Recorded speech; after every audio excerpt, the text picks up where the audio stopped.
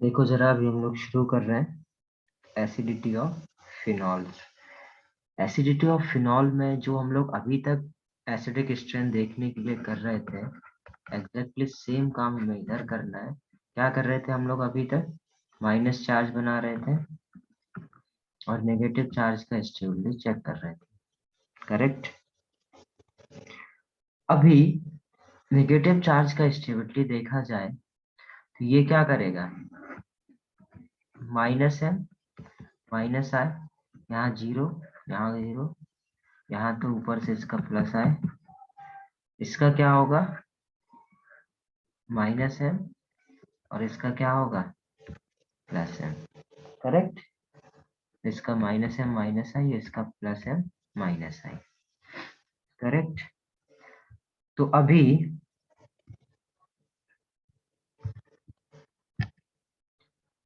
सबसे ज्यादा एसिडिक कौन सा होगा? Minus M minus I, correct? और इसमें भी माइनस एम माइनस आई है, बट इसका माइनस एम क्या होता है? रिलेटिवली कम होता है। किससे?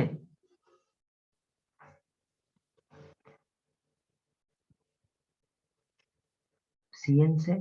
तो इसलिए इसका जो माइनस आई होगा वो क्या हो जाएगा? ज्यादा हो जाएगा। तो क्या हो जाएगा? First, then fourth, correct? इसका माइनस एन ज्यादा है इससे, तो ये सबसे अच्छा। देन क्या हो जाएगा ये? उसके बाद क्या होगा? First, then fourth. उसके बाद क्या होगा? ये आपका ये क्या है? ये जीरो, ये जीरो, ये पॉजिटिव। तो इससे अच्छा क्या है? ये वाला। टू, 1 4 2। देन क्या होगा? अब 5 होगा ज्यादा या 3 ज्यादा होगा? तो बेटा ये वाला नेगेटिव चार्ज क्या रेजोनेंस स्टेबलाइज है? नहीं है। बट ये वाला जो है वो क्या रेजोनेंस स्टेबलाइज है? हाँ, प्लस एम के थ्रू डीस्टेबलाइज हो रहा है, बट नेगेटिव चार्ज स्टेबलाइज भी तो है। रेजोनेंस वाला ज्यादा इफेक्टिव होगा as compare to non resonance, क्योंकि ये सिर्फ एक ही जगह है और एक जगह होगा, तो इसके इसके चोरी होने के चांसेस सबसे ज्यादा होंगे एज कम्पेयर टू ये। कम से कम डिस्ट्रीब्यूटेड है, थोड़ा कम स्टेबल है, बट डिस्ट्रीब्यूटेड तो है। तो क्या होगा? आपका 5 ज्यादा एसिडिक होगा एज कम्पेयर टू 3। आगे समझ? सर तो मेरा सही था ना, मतलब। तूने ये भेजा था क्या? सर मैंने तो ये भेजा था, चिट्ठा भेजा था। ओके, हाँ तुम्हारा सही था। एक्चुअली मैं जो ओरिजिनल क्वेश्चन है उसमें CS3 लिखा था, तो मैं उसके हिसाब से आंसर मैच करा रहा था। बट फिर मैं देखा इसमें तो मैं CN लिख चुका हूँ, तो आंसर बदल गया। Okay, yes sir. समझ गया? तो गलत नहीं होना चाहिए भाई आप लोगों से। एकदम सेम कॉन्सेप्ट हम लोग बार बार यूज कर रहे हैं।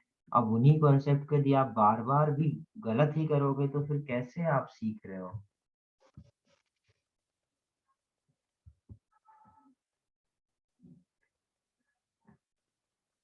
इसको करो जरा।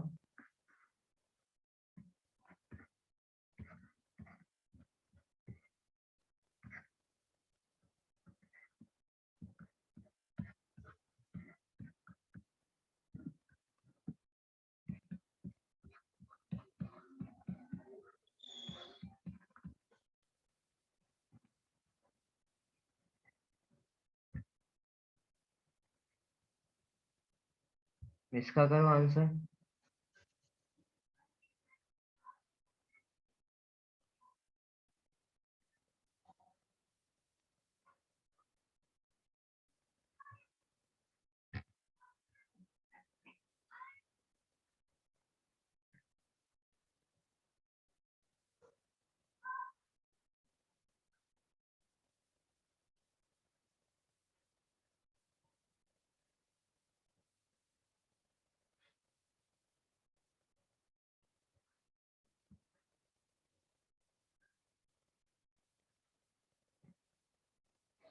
अभी भी गलत है तुम्हारा सिद्धार्थ, तुम ठीक से कर नहीं रहे हो, सही से सोचो।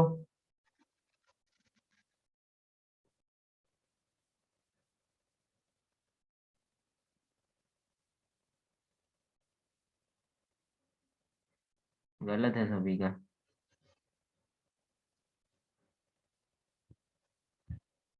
बेटा OH में ऑर्थो इफेक्ट नहीं लगता है, कल भी बताया था। OH छोटा ग्रुप है, COH में आपको ऑर्थो इफेक्ट लगाना है, OH में आपको ऑर्थो इफेक्ट नहीं लगाना है। इधर लिख लो बड़ा बड़ा, नो नो ऑर्थो इफेक्ट। सभी लोग ऑर्थो इफेक्ट लगा रहे हैं। मैं बोला था कल ऑर्थो इफेक्ट नहीं लगेगा, OH में साइज छोटा होता है।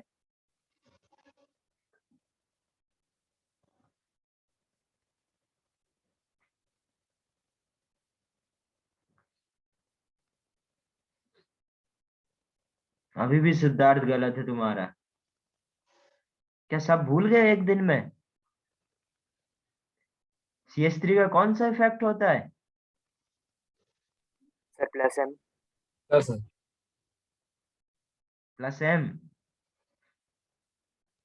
हाँ सर। हाँ सर। प्लस आई होता है ना। हाँ प्लस I होता है। प्लस HC होता है ना सिद्धार्थ? हाँ समझ नहीं आ रहा सर, कल से मैं बस केमिस्ट्री कर रहा हूँ, पर तो भी मुझे क्वेश्चन नहीं समझ में आ रहा अभी तक। क्वेश्चन क्या नहीं समझ में आ रहा है? क्वेश्चन तो समझ में आ रहा है, सब मतलब भूल गए हो। सर रॉन्ग हो जा, हाँ वही सर, सब कुछ याद है पर मेरा आंसर राइट नहीं आ रहा, पता नहीं क्यों। पता नहीं क्या, तुम पता नहीं क्या सोच रहे हो तुम लोग। क्या बेटा चंद्रेश, जरा बताओ मेरे को, मेटा पोजीशन पे प्लस SC लगता है क्या?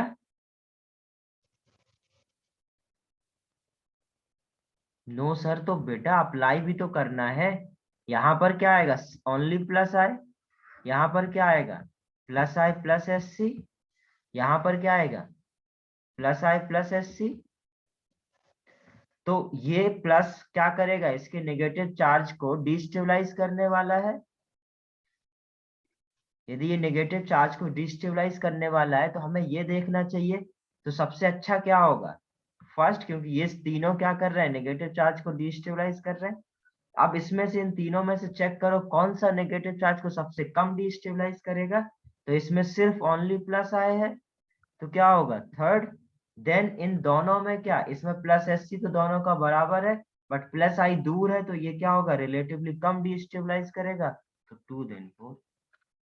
अब बताओ इसमें मैंने ऐसा क्या सिखाया नया जो आप लोगों से नहीं हुआ?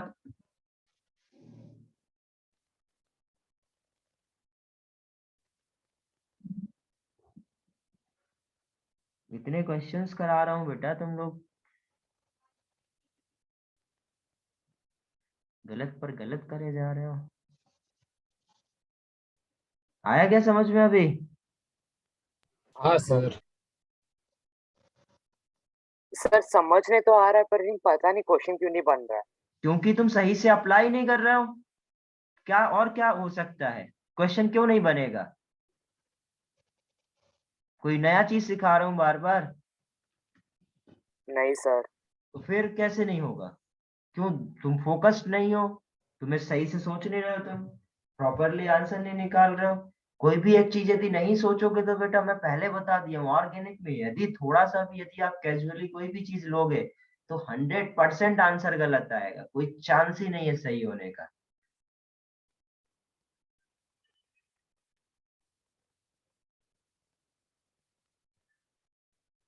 नोट किया इसको? सर बस एक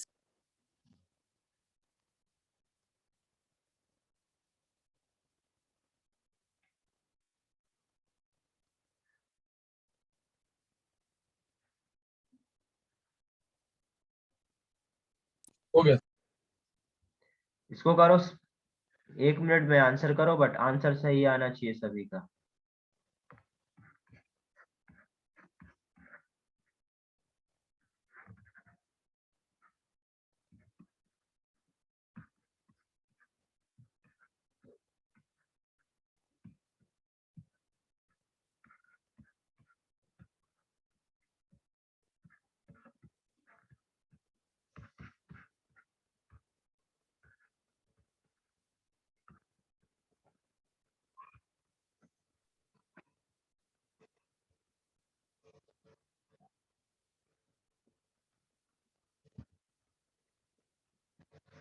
1 2 3 4 5 6 करो इसको।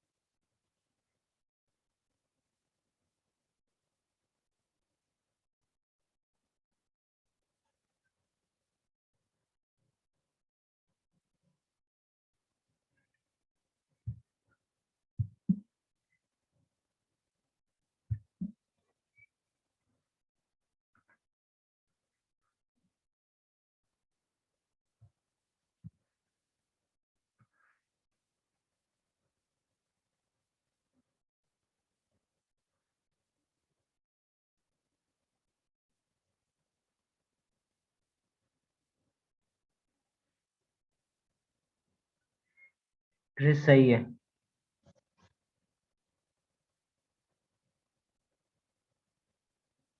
चंद्रेश तुम्हारे में 4 गायब है, जितना लिखा है वो सही लिखा है।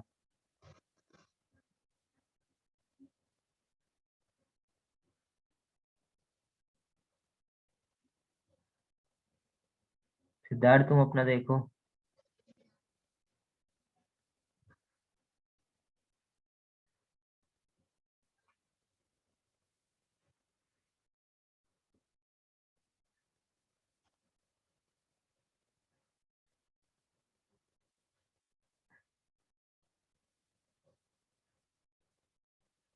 अभी गलत हो गया चंद्रेश।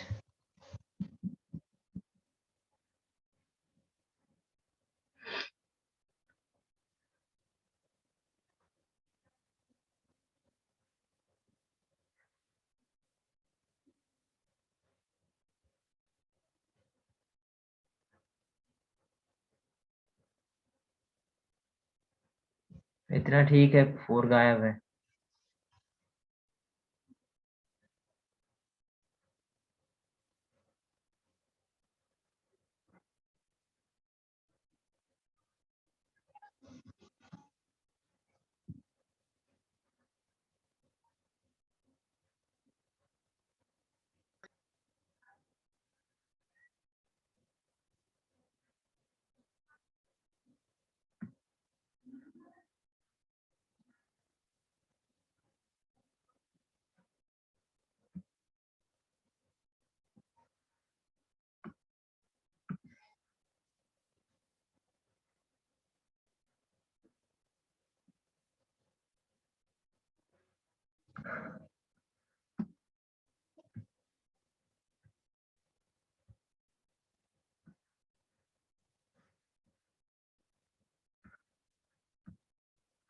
सर अभी जो भेजा राइटिंग रॉन्ग है, लास्ट वाला न्यूज़ वाला। अब ठीक लग रहा है, देखो अभी ठीक है।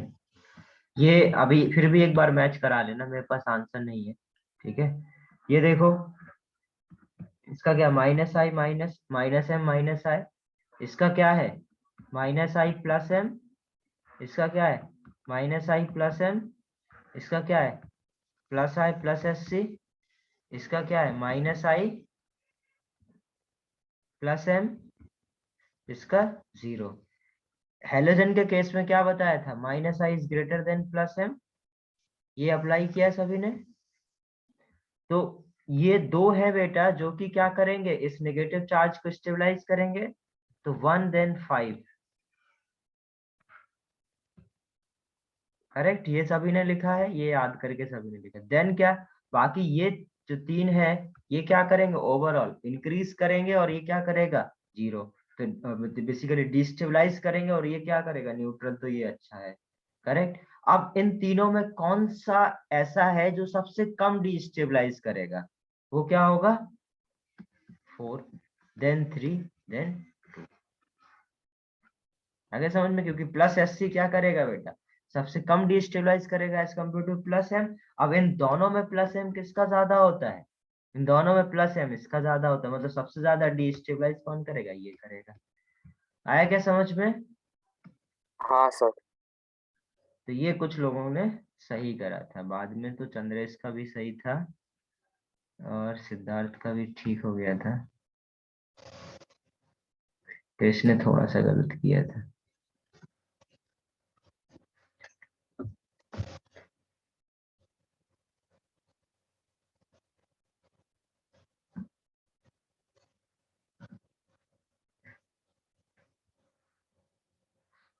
क्लियर है इतना।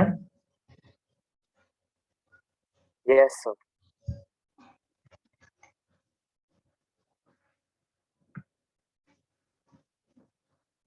एक मिनट रुकना।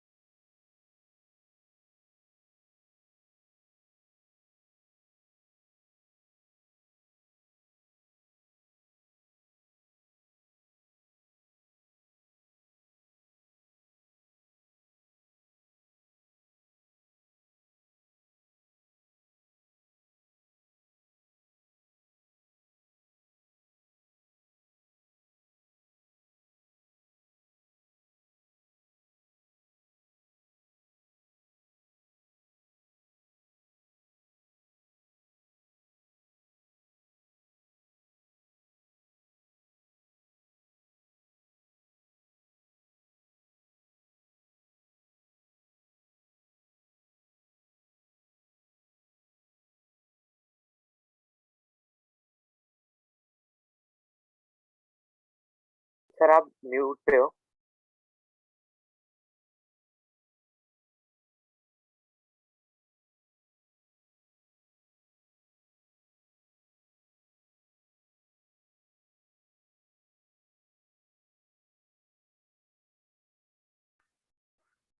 हाँ ये करो जरा।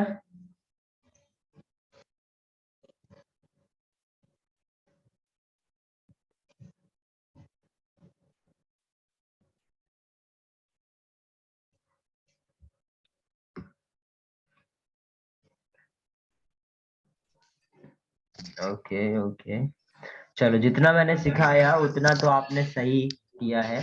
इसमें आपको एक नई चीज सिखाने वाला हूं मैं, ठीक है? तो हेडिंग डालो, intermolecular hydrogen bonding. Intermolecular intermolecular hydrogen bonding. इधर देखो बेटा, कि ये जो हाइड्रोजन है,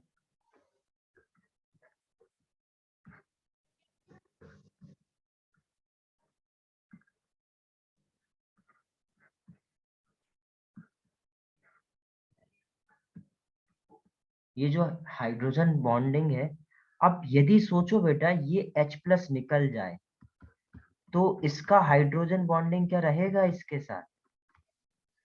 नहीं रहेगा, करेक्ट? तो ये जो हाइड्रोजन बॉन्ड है बेटा, पहले ये कंपाउंड ज्यादा स्टेबल है, लूज करने के बाद कम स्टेबल हो रहा है क्योंकि इसकी हाइड्रोजन बॉन्डिंग खत्म हो गई। आप सबको पता है कि just because of hydrogen bonding क्या होता है? Just because of hydrogen bonding ये आपका just because of hydrogen bonding ये कंपाउंड ज्यादा स्टेबल होता है, बट हाइड्रोजन H+ लूज करने के बाद इसकी हाइड्रोजन बॉन्डिंग खत्म हो गई। तो क्या मैं इसको ऐसे देख सकता हूँ कि ये स्टार्टिंग में यदि ये ज्यादा स्टेबल है तो इसकी टेंडेंसी H+ देने की कम होगी। ये हाइड्रोजन इस NO2 से क्या हो गया? ट्रैप्ड हो गया।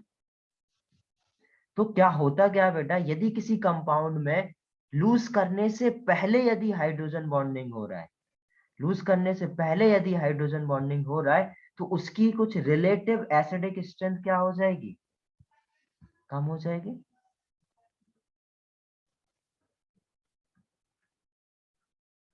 समझे?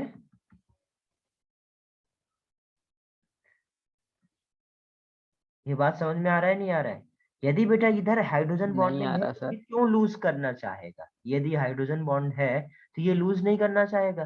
तो रिलेटिवली अब देखो, इसमें सारे इफेक्ट देखोगे तो क्या आएगा? इसका -I - M, इसका -M - I, इसका -I, इसका 0। तो सबसे ज्यादा आपको क्या लगा होगा? -M तो दोनों का सेम है, -I इसका ज्यादा, तो ये क्या आंसर आएगा? 1 3 2 4, ये सबने भेजा है। बट इस केस में क्या होता है बेटा, इसमें लूज करने से पहले हाइड्रोजन बॉन्डिंग हो रहा है। यदि लूज करने से पहले हाइड्रोजन बॉन्डिंग है तो ये लूज करना नहीं चाहेगा H+, क्योंकि ये स्टेबलाइज्ड है। यदि ये स्टेबलाइज्ड है तो ये लूज करना नहीं चाहेगा, और यदि ये लूज करना नहीं चाहेगा, इसका मतलब क्या है कि ये लूज करने की टेंडेंसी इसकी कम होगी, लूज करने की टेंडेंसी कम होगी, तो इसकी स्टेबिलिटी क्या हो जाती है? इसका एसिडिक स्ट्रेंथ पैरा वाले से थोड़ा सा कम हो जाता है, और पैरा वाले से क्या हो जाता है? कम हो जाता है। आए समझ में? यहाँ लिख सकते हो, due to hydrogen bonding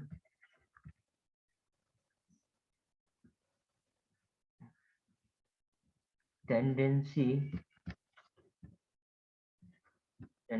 to lose H+ decrease।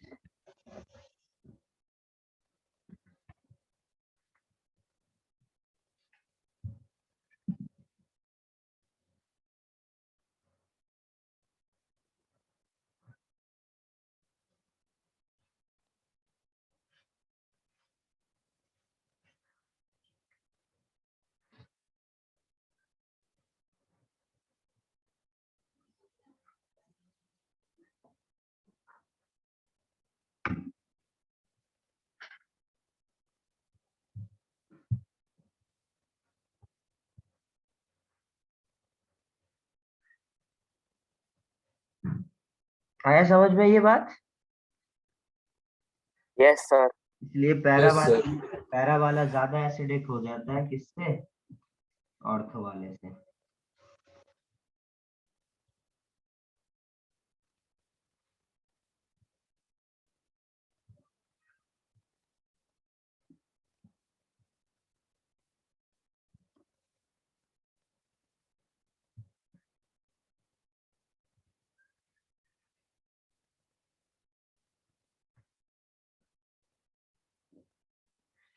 Note कर लिया? नहीं सर। ओके।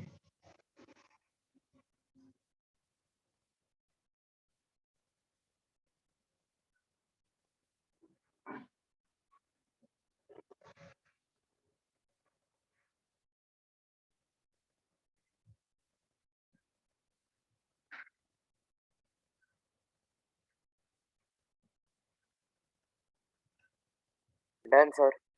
ओके, देखो जरा next, feasibility, feasible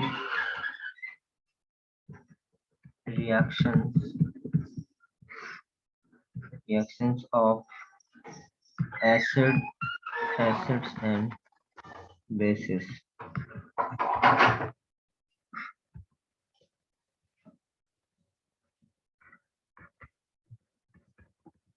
Reaction of acid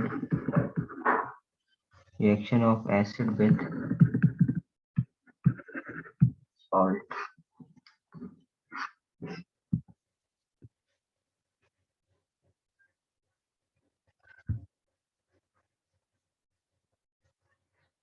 Reaction of acid with salt.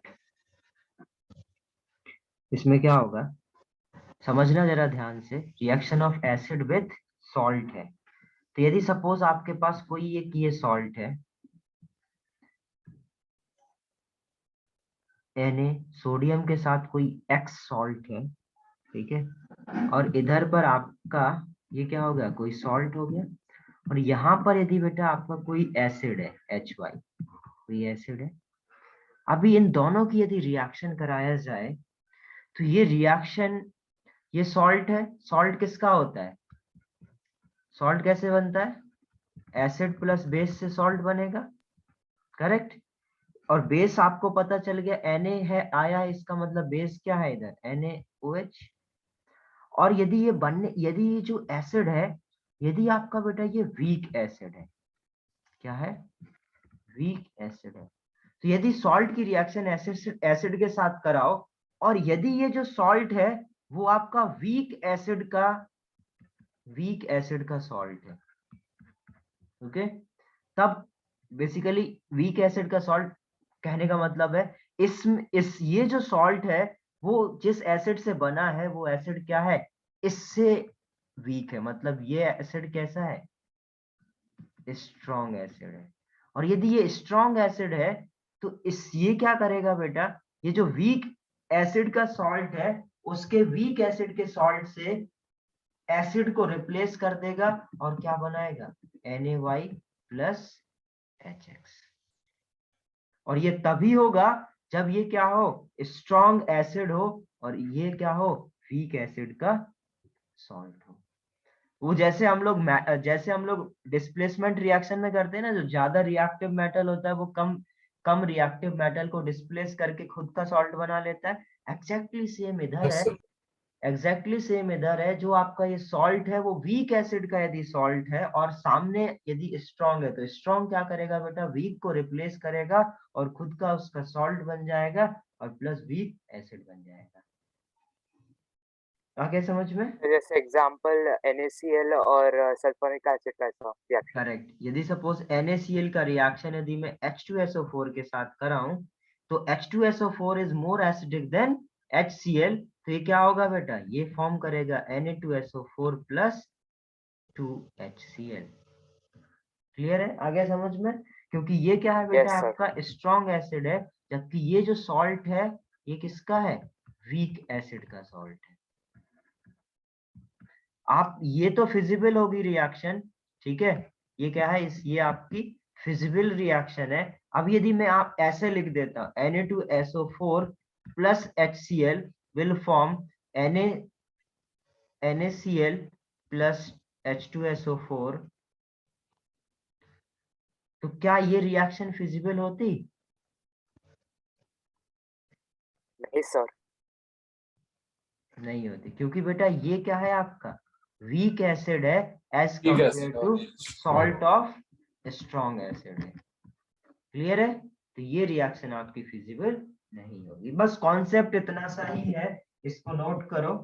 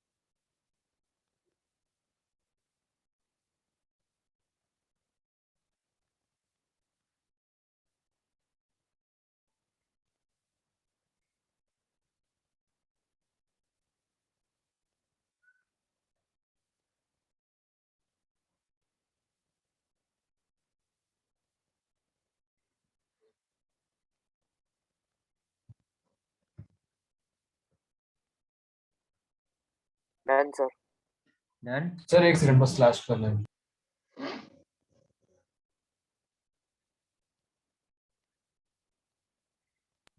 Yes okay, इसी के नीचे नोट डालकर लिख लो जो मैंने इधर समझाया उसी को। Stronger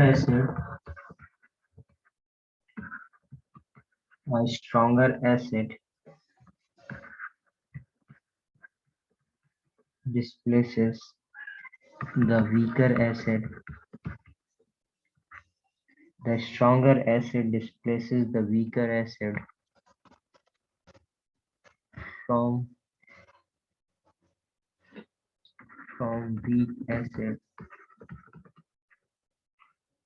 weak acid metal salt.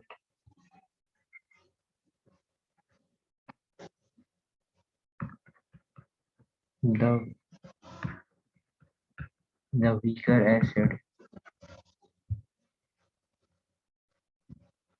is released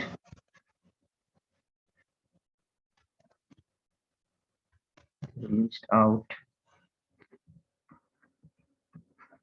as a gas or liquid or solid or solid.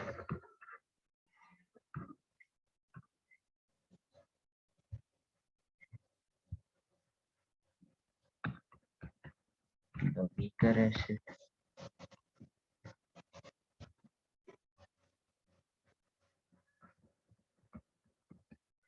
cannot displace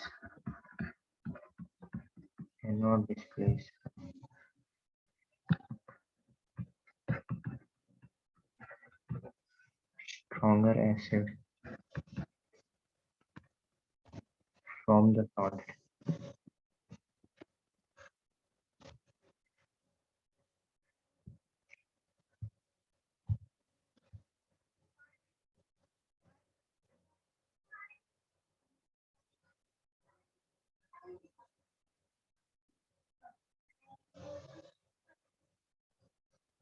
done sir.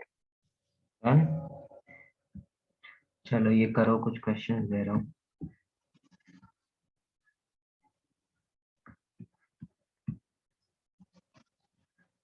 बताना है आपको बेटा फिजिबल है या नहीं, फिजिबिलिटी ऑफ रिएक्शन बताना है। Okay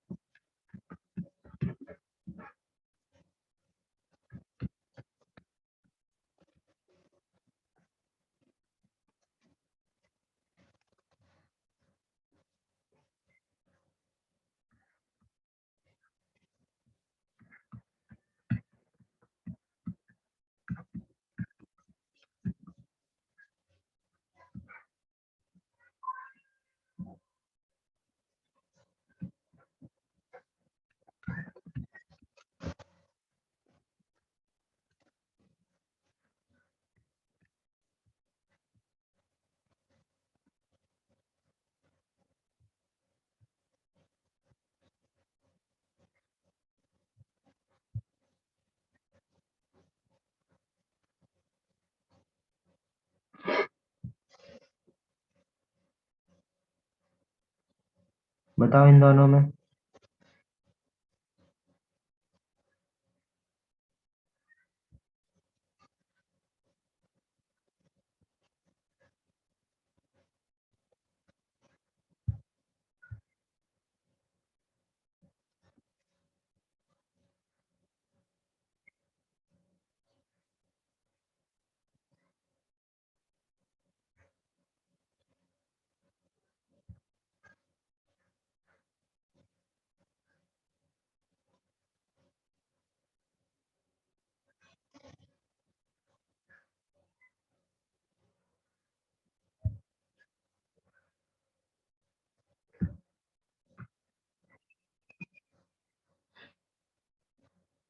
okay, correct. करेक्ट है दोनों लोगों का।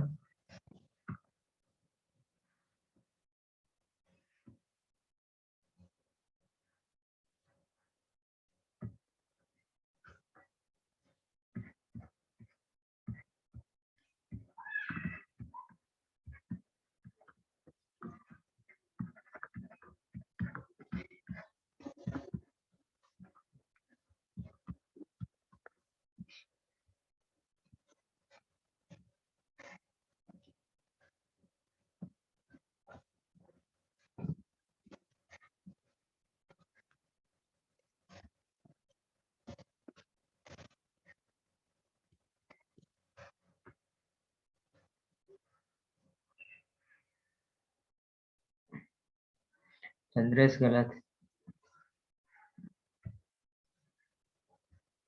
करो, इसको भी करो।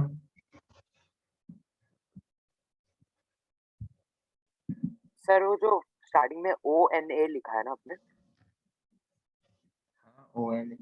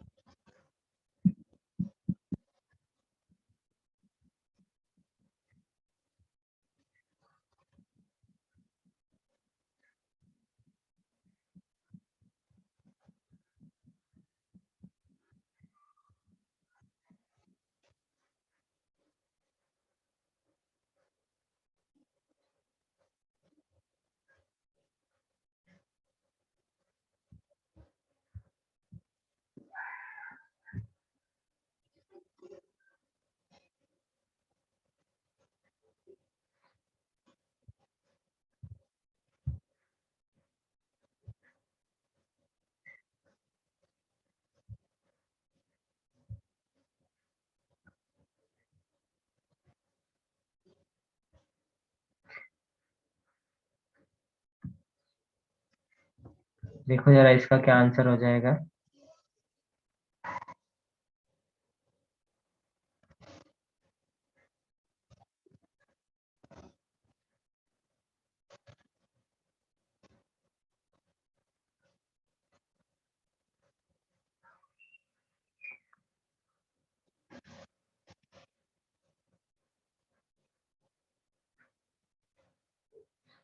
तुम लोग को अभी अभी सिखाया,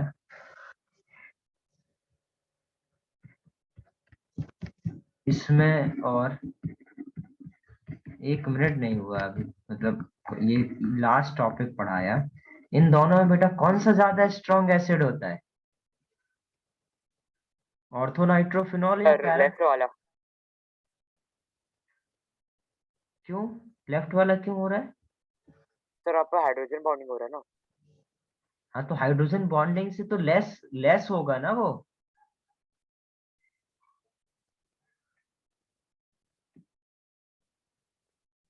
हाँ सर सॉरी, हाँ वो निकाला नहीं क्या मैंने। बोला था मैंने? इसकी टेंडेंसी कम मैंने एच होगी, ने ये निकाला सर। लेस स्टेबल होगा ना। तो इन दोनों में कौन ज्यादा स्ट्रॉन्ग एसिड है? ये स्ट्रॉन्ग एसिड है, तो ये क्या करेगा, इसको रिप्लेस कर देगा, तो ये फिजिबल होगा। इन दोनों में कौन ज्यादा स्ट्रॉन्ग एसिड है, CH3COH या PHOH? ये ज्यादा स्ट्रॉन्ग है, तो क्या ये फिजिबल होगी? नहीं होगी। इसमें इन दोनों में कौन सा ज्यादा स्ट्रॉन्ग एसिड है? ये। यदि ये ज्यादा स्ट्रॉन्ग एसिड है तो रिप्लेस कर देगा, तो ये फिजिबल होगी। आगे समझ में? Yes sir. यस। ये सब ठीक से करो यार, ऐसे कैसे काम चलेगा। नेक्स्ट स्टडी डालो बेसिक स्ट्रेंथ।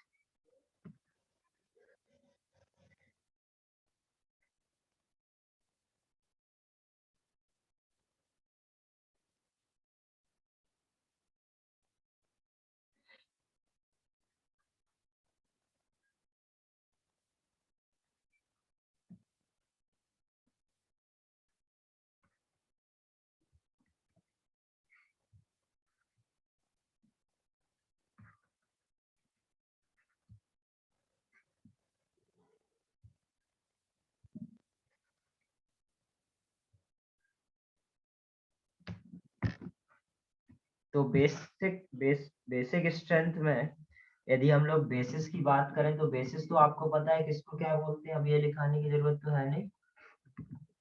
आरएनएस बेस क्या हो जाएगा, जो वो सब्सटेंस जो वाटर में क्या करे, OH माइनस लूज करे, वो क्या होंगे, आरएनएस बेस। लिखाने की जरूरत तो अभी है नहीं किसी को। हाँ सर, लिखने की जरूरत नहीं। ओके, अब हम लोग देखते हैं डायरेक्ट बेसिसिटी। बेसिसिटी क्या होगा, मतलब Kb। यदि सपोज NH3 है, इधर H2O के साथ यदि रिएक्शन कराया तो ये क्या करेगा, H प्लस देगा और ये क्या बनाएगा, NH4 plus plus OH minus. तो इसका Kb का वैल्यू क्या लिखूंगा मैं, Kb क्या होगा, concentration of NH4 plus into OH minus into NH3। Correct, H2O liquid है तो इसका क्या करेंगे हम लोग, इग्नोर कर देंगे, एक्टिव मास 1 ले लेंगे। अब यदि हम लोग को पता है जो आपका Kb है वो क्या होता है, Kb क्या है, Kb यदि ज्यादा होगा जब आपका OH माइनस का कॉन्सेंट्रेशन क्या होगा, ज्यादा होगा। ज्यादा रहेगा। करेक्ट, और यहाँ क्या बोल सकता हूँ, यदि H प्लस गेन करने के बाद या OH माइनस फर्नेस करने के बाद बनने वाला कैटायन यदि ज्यादा स्टेबल है तो हम लोग क्या बोल देंगे, आपका बेसिक ज्यादा है। करेक्ट, यस और सर। आपको पता है एसिड और बेस में क्या होता है, जस्ट रिवर्स होता है। ओके, यदि एसिड और बेस जस्ट रिवर्स होते हैं तो आप जो जो हम लोग काम एसिड स्ट्रेंथ निकालने के लिए नेगेटिव चार्ज का क्या देख रहे थे, स्टेबिलिटी देख रहे थे, अब बेसिक स्ट्रेंथ में हम लोग क्या कर सकते हैं, रिवर्स कर सकते हैं। करेंगे। करेक्ट, एसिडिक बेसिक स्ट्रेंथ देखने के लिए हम लोग क्या कर सकते हैं, जो ज्यादा नेगेटिव चार्ज अनस्टेबल होगा उसकी H प्लस गेन करने की टेंडेंसी ज्यादा होगी। Yes sir. यदि उसकी यस H प्लस गेन करने की टेंडेंसी ज्यादा है, इसका मतलब क्या है, वो आपका ज्यादा बेसिक है। ज्यादा बेसिक है। तो बेसिकली हम लोग बोल सकते हैं कि जिसके ऊपर नेगेटिव चार्ज ज्यादा अनस्टेबल होगा वो ज्यादा अच्छा बेस होगा, जिसके ऊपर पॉजिटिव चार्ज ज्यादा ज्यादा होंगे वो ज्यादा अच्छा ज्यादा स्टेबल होगा, ज्यादा अच्छा क्या होगा, बेस होगा। और बेस और क्या होता है, बेस का बेस जैसे सपोज NH3 है तो NH3 क्या करता है, H प्लस को इलेक्ट्रॉन डोनेट करता है। तो जिसके पास अवेलेबिलिटी ऑफ लोन पेयर सबसे ज्यादा हो, जिसके पास अवेलेबल लोन पेयर सबसे ज्यादा हो वही डोनेट कर पाएगा। जिसके पास बेटा हाँ सर। लोन पेयर अवेलेबल ही नहीं है वो डोनेट नहीं कर पाएगा।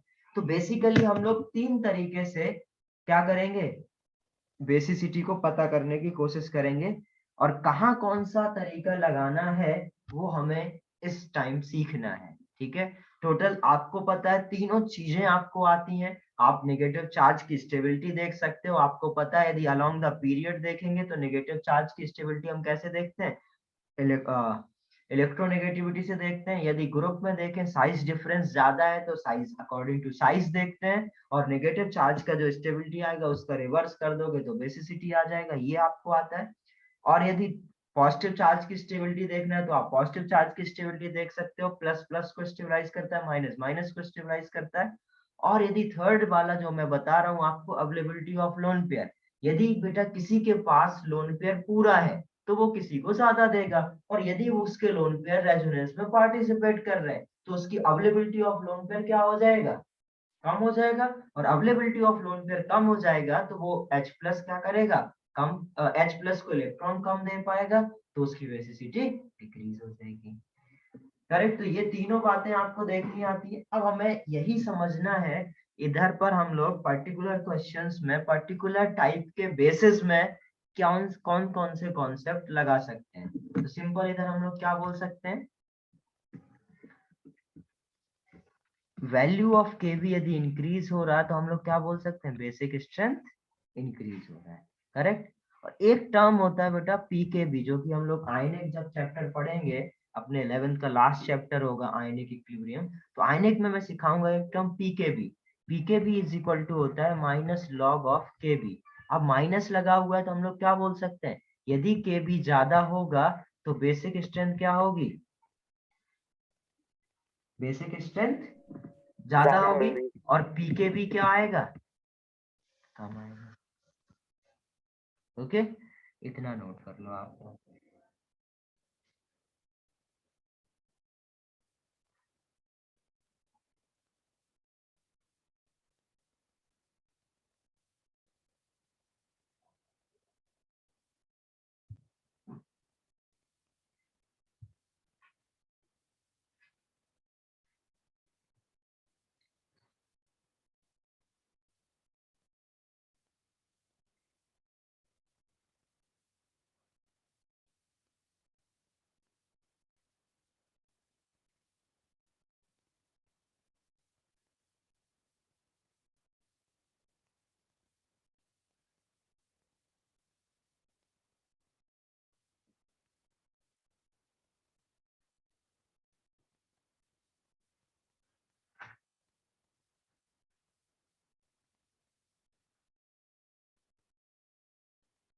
सर वो पी इंटू के बी है या पी के बी है?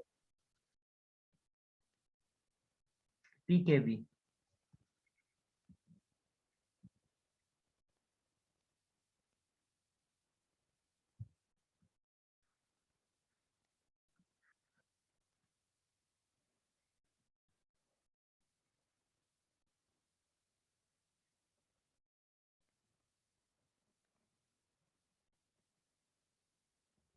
Done sir. देन यस अब देखते हैं हम लोग basicity order in periodic table.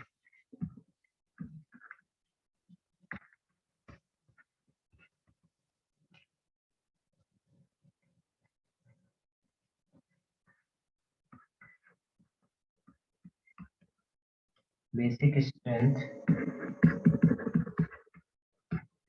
Basic strength decreases, basic strength decreases down the group,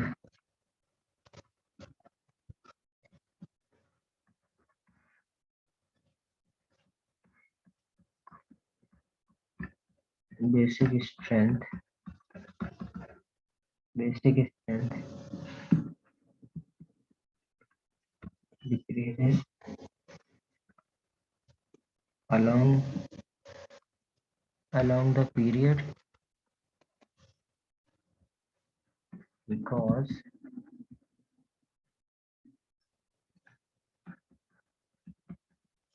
electron negativity, sir electronegativity कैसे? electronegativity increases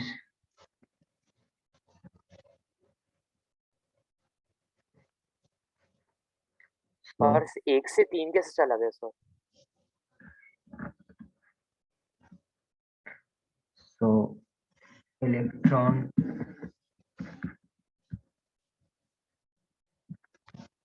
donor tendency decreases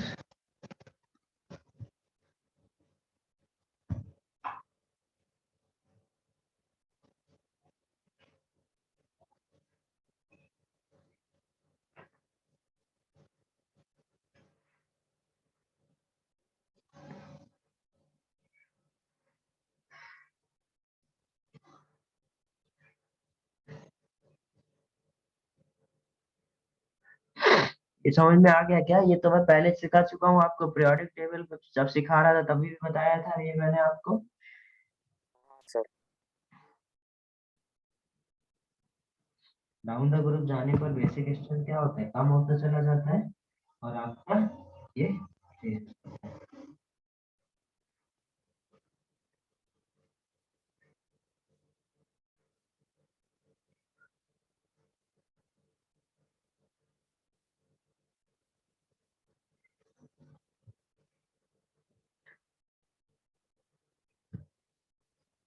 यदि आपसे पूछा जाए CH3 minus NH2 minus O minus F minus, तो basicity का order बताओ क्या होगा?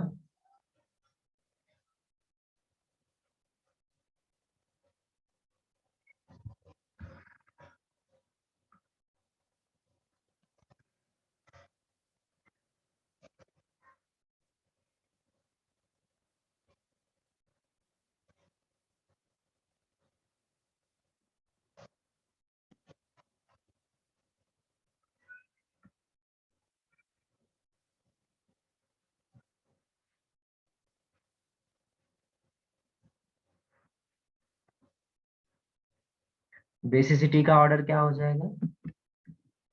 ये बेसिसिटी क्या है आपका? CH3 minus NH2 minus O minus F minus, correct. तो इसके ऊपर यदि निगेटिव चार्ज है वो क्या होगा? इसके ऊपर नेगेटिव चार्ज ज्यादा स्टेबल होगा। किसके ऊपर? F माइनस के ऊपर। जितना ज्यादा इलेक्ट्रोनेगेटिव एलिमेंट होगा उसके ऊपर नेगेटिव चार्ज ज्यादा स्टेबल होगा। यदि नेगेटिव चार्ज ज्यादा स्टेबल है तो हम लोग क्या बोलेंगे कि ये आपका बेस सबसे बेकार होगा, क्योंकि इसकी इलेक्ट्रॉन डोनेट करने की टेंडेंसी सबसे कम होगी। सबसे ज्यादा अनस्टेबल क्या ये? तो सबसे ज्यादा इलेक्ट्रॉन डोनेट कौन करेगा? ये करेगा। तो बेसिक स्ट्रेंथ किसकी ज्यादा आएगी? आगे समझ में इतना? Yes sir.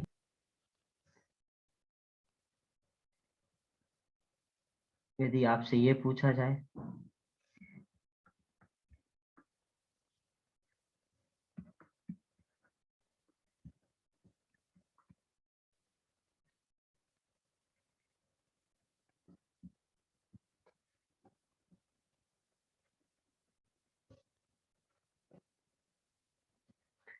इसमें कौन ज्यादा अच्छा बेस होगा, इसमें बेसिक स्ट्रेंथ का ऑर्डर बताओ।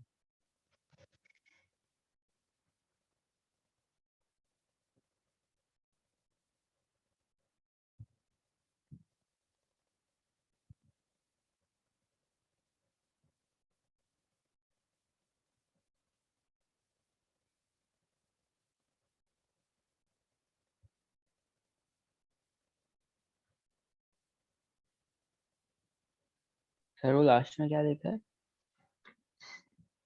लास्ट में लिखा है आपका CH triple bond C minus. Okay sir.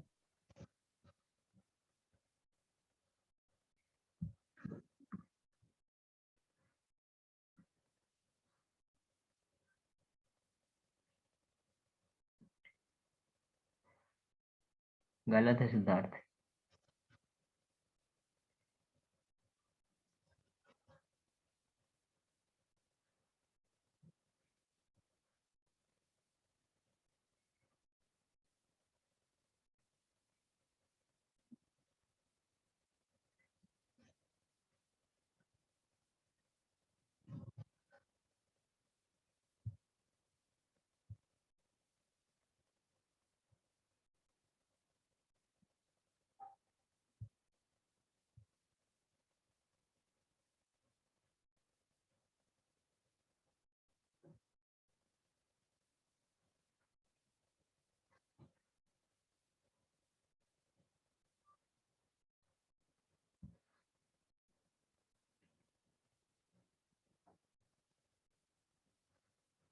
क्या हो जाएगा इसका आंसर? सब गलत ही कर रहे हो तुम लोग, पता नहीं क्या करते हो। सर SP कम है ना, तो फिर में जब भी राइट की तरफ S कैरेक्टर ज्यादा है ना राइट की तरफ, तो फैमिली इलेक्ट्रोनेगेटिव ज्यादा रहेगा उस तरफ। हाँ तो तो फिर हमें ऑपोजिट होना चाहिए ना।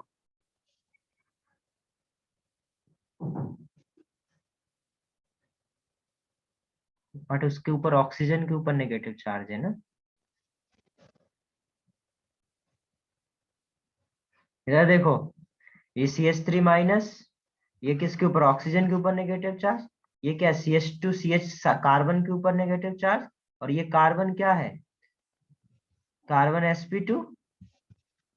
ये कार्बन क्या है, sp3। और इसका ये कार्बन क्या है, sp। किसका इलेक्ट्रोनेगेटिविटी इन चारों में सबसे ज्यादा किसका होगा, इसका। मतलब सबसे बेकार बेस कौन सा होगा, सेकंड सेकंड वाला। होगा। देन सबसे सबसे ज्यादा, फिर उसके बाद किसका इलेक्ट्रोनेगेटिविटी ज्यादा है, कार्बन sp का। देन फोर्थ, एसपी का फोर्थ देन वाला। थर्ड। फोर, फिर इसका थर्ड, फिर फर्स्ट। तो ये क्यों नहीं आंसर करा।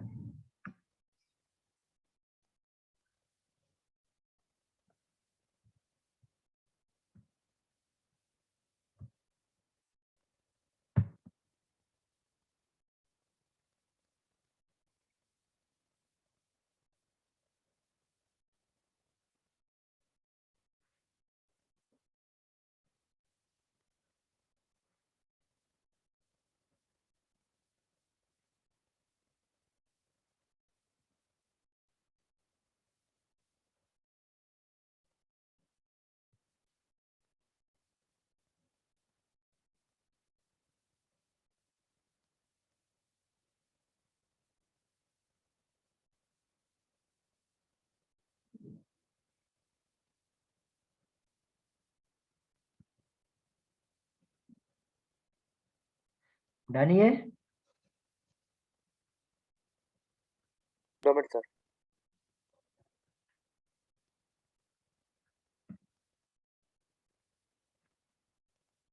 Done sir. Okay,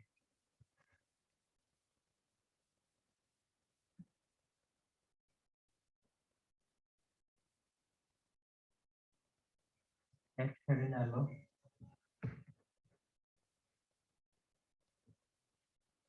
nitro nitrogen containing bases। Nitrogen containing bases मतलब nitrogenous bases. Nitrogenous bases 4 type के होते हैं। पहले टाइप होता है बेटा एलिफेटिक बेसिस। एलिफेटिक अमाइंस बोल सकता हूँ, एलिफेटिक अमाइंस। लाइक जैसे RNH2,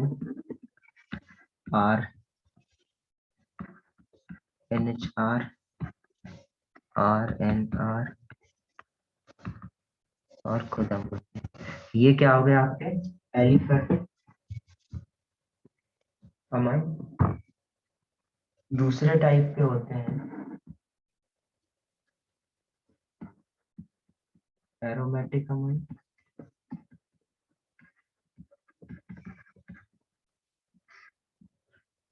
कौन से, PHNH2 aniline type, PHNH2 CH3, कुछ इस टाइप के। हर टाइप के होते हैं आपके अमाइड, RCONH2 टाइप, करेक्ट।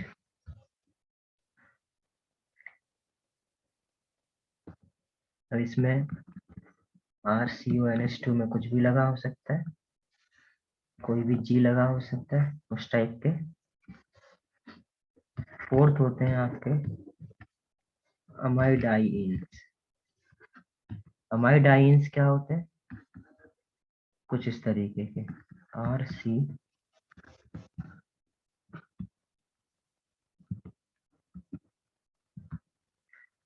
ये आपको बेसिकली ये टोटल 4 टाइप्स के बेसिस के बारे में पढ़ना है। सर वो सेकंड एरोमेटिक में फर्स्ट वाला क्या लिखा है, एनी एनिलीन, एनिलीन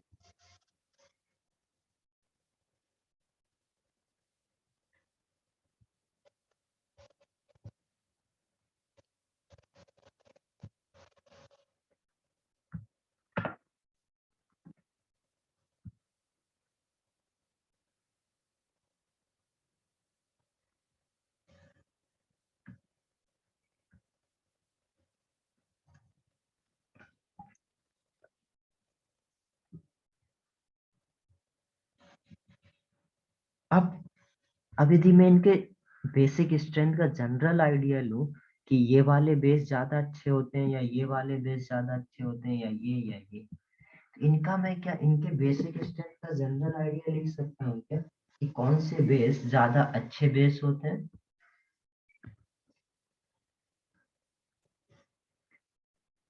देखो क्या करना क्या है, आप जस्ट देखो अवेलेबिलिटी ऑफ लोन पेयर। तो इसके लोन पेयर रेजोनेंस में जा रहे हैं, अमाइंस के लोन पेयर पूरे इनके पास है, इसके लोन पेयर ऑक्सीजन के पास जा रहे हैं, और इसके लोन पेयर रेजोनेंस करके इसके पास आ रहे हैं।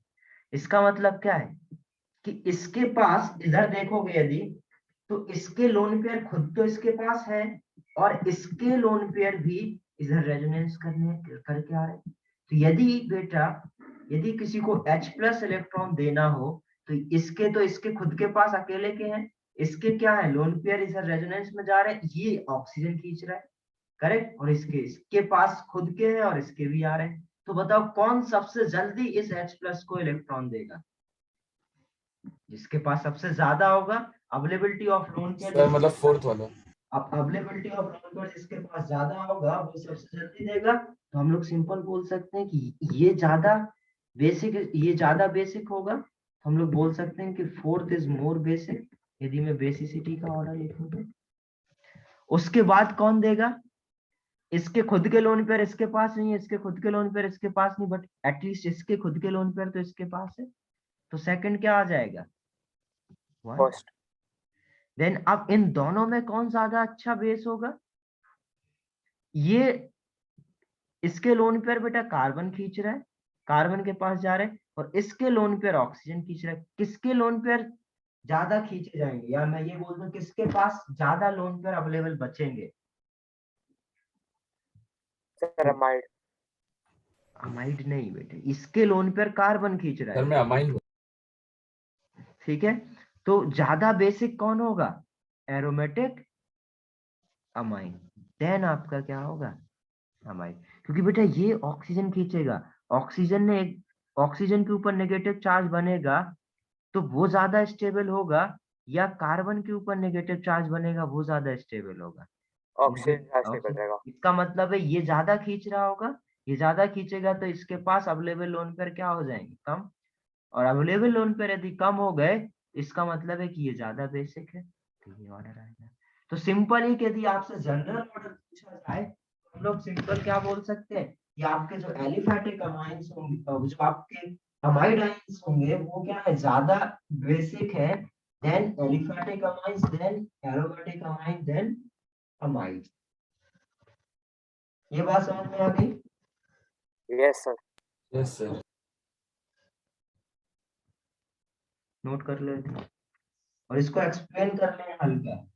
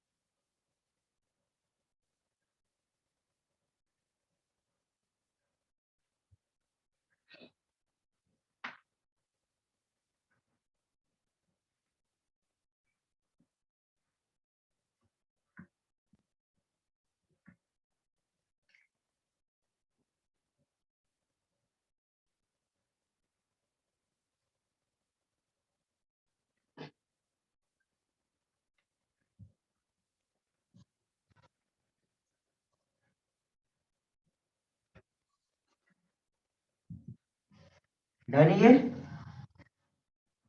Yes sir. अब हम लोग क्या करेंगे, एक एक करके यस। इनके रिलेटिव बेसिक स्ट्रेंथ का ऑर्डर बता देते हैं, ठीक है। अब नेक्स्ट हेडिंग है तो एलिफैटिक अमाइन।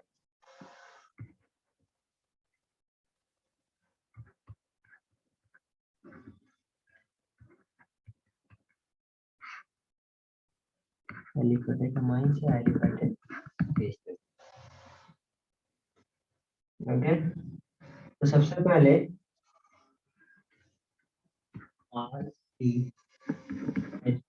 RCH2 CH2NH2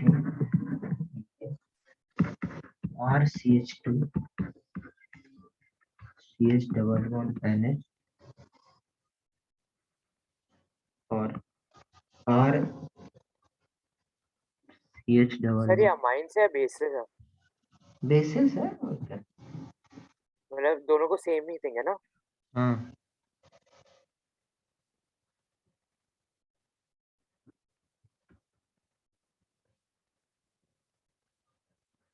ये फर्स्ट, ये सेकंड, ये थर्ड, ये फोर्थ।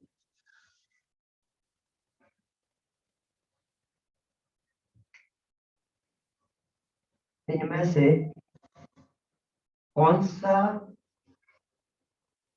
बेस सबसे अच्छा होगा? सर यहाँ पर नोन पे डेंसिटी सबसे ज्यादा रहेगी। तो करो आंसर।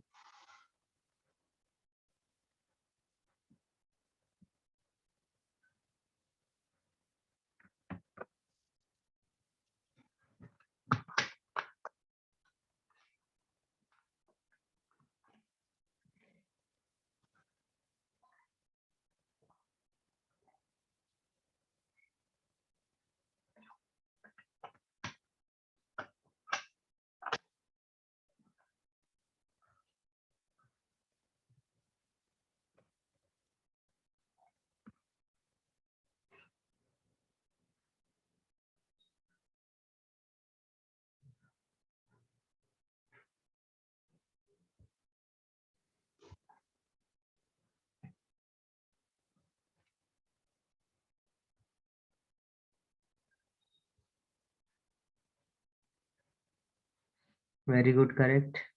सिद्धार्थ का गलत है थोड़ा, चंद्रेश का सही है।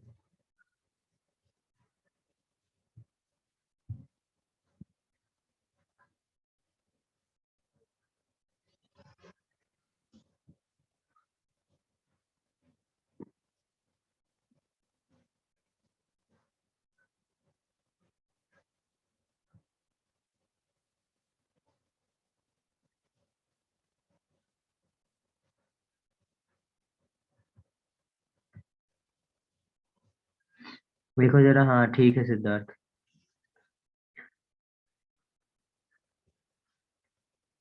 यहाँ क्या है? लोन पेयर है, इसके लोन पेयर, इसके लोन पेयर, इसके लोन पेयर इसके पास पूरे हैं, करेक्ट। और ये इसके प्लस आई से क्या कर रहा होगा? यदि सपोज देखा जाए तो ये प्लस आई से इसको सपोर्ट कर रहा होगा, करेक्ट। तो ये जो है, ये आपका sp3 है, ये जो है आपका वो sp2 है, ये जो है ये आपका sp3 है। बट लोन पेयर क्या है? रेजोनेंस कर रहा है, मतलब अवेलेबिलिटी ऑफ लोन पेयर क्या है? इधर लेस है। और ये क्या है? Nitrogen sp। ओके, तो सबसे ज्यादा अच्छा बेस कौन सा होगा? ये, क्योंकि ये क्या हो रहा है, ये इसका इलेक्ट्रोनेगेटिविटी भी सबसे कम है, तो इसके ऊपर बनने वाला पॉजिटिव चार्ज भी सबसे ज्यादा स्टेबल होगा, और लेस इलेक्ट्रोनेगेटिव एटम है तो डोनेट करने की टेंडेंसी भी ज्यादा होगी, करेक्ट। तो ये क्या हो जाएगा आपका? फर्स्ट तो बेस्ट हो जाएगा। देन सेकंड, थर्ड और फोर्थ में, इन तीन में क्या है बेटा? अवेलेबल, इसके लोन पेयर अवेलेबल है, correct. But available lone pair के साथ साथ ये क्या है? नाइट्रोजन sp2, तो ये भी रिलेटिवली इन दोनों से लेस इलेक्ट्रोनेगेटिव है, तो ये क्या हो जाएगा? इजीली डोनेट कर पाएगा। तो इसमें क्या हो रहा है? इसमें आपका, इसमें क्या हो रहा है बेटा?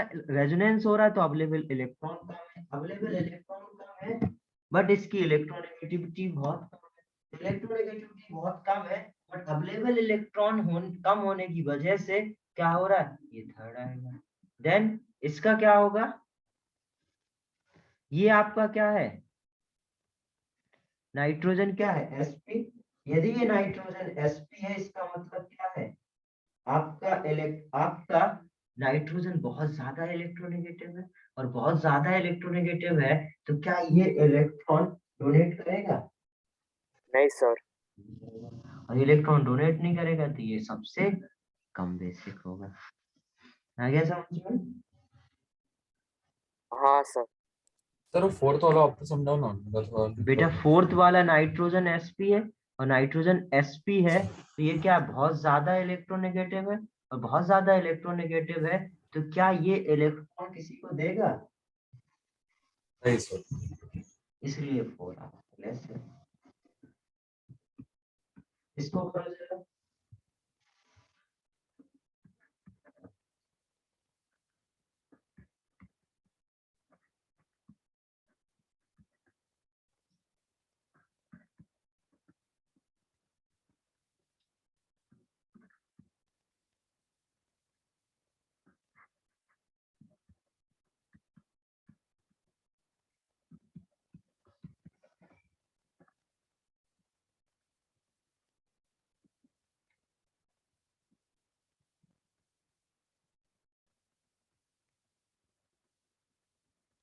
ये बताओ 1 2 3 इनमें से कौन सा ज्यादा अच्छा बेस होगा,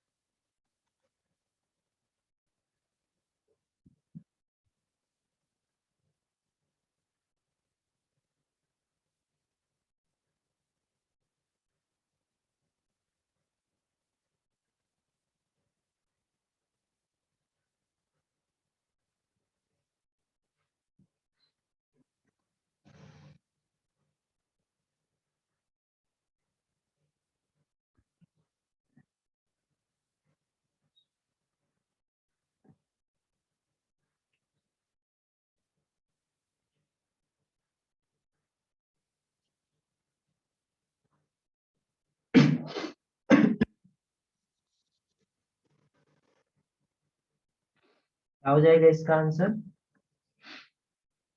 करेक्ट। तो ये क्या है, ये क्या कर रहा होगा, माइनस आई, ये क्या कर रहा होगा, और ज्यादा माइनस आए, और इसका क्या होगा, प्लस आए। तो क्या हो जाएगा, जो माइनस आई ग्रुप होंगे, अब इधर प्लस बना के देख लो, तो जितना ज्यादा प्लस स्टेबल होगा उतना ज्यादा क्या होगा, बेस। देखो क्योंकि अवेलेबिलिटी ऑफ लोन पेयर सभी में सेम है, यदि अवेलेबिलिटी ऑफ लोन पेयर सभी में सेम हो, फिर क्या देखा करो, इफेक्ट देखा करो, किसके कौन से इफेक्ट है, करेक्ट। यदि availability of lone pair same है, तब हम लोग क्या देखेंगे, इनके इसका क्या है प्लस है, इसका क्या माइनस है, तो अब इसका प्लस चार्ज की स्टेबिलिटी कौन स्टेबलाइज करेगा, प्लस करेगा, तो वन सबसे अच्छा। देन इन दोनों में क्या होगा, इसका माइनस आई कम होता है इससे, तो ये क्या हो जाएगा, इसको कम कम डिस्टेबलाइज करेगा, तो ये क्या होगा, ज्यादा बेसिक होगा। देन आगे इतना समझ में, yes yes sir. Sir. Okay, note कर लो।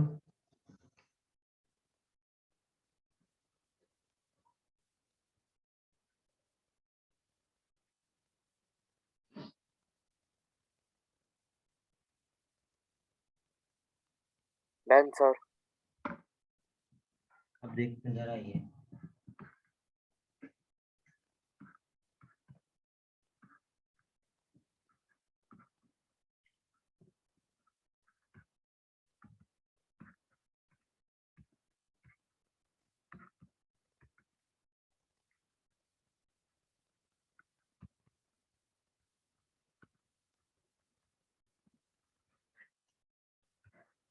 इसमें कौन सबसे ज्यादा स्टेबल होगा,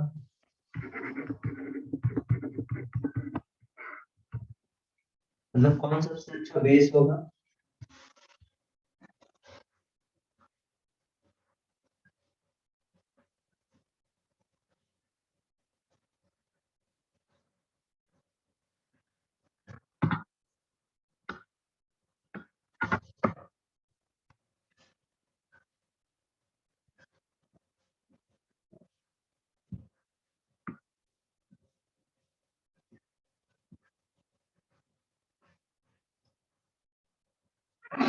सिद्धार्थ बहुत गलत। क्या सोच के बोला है?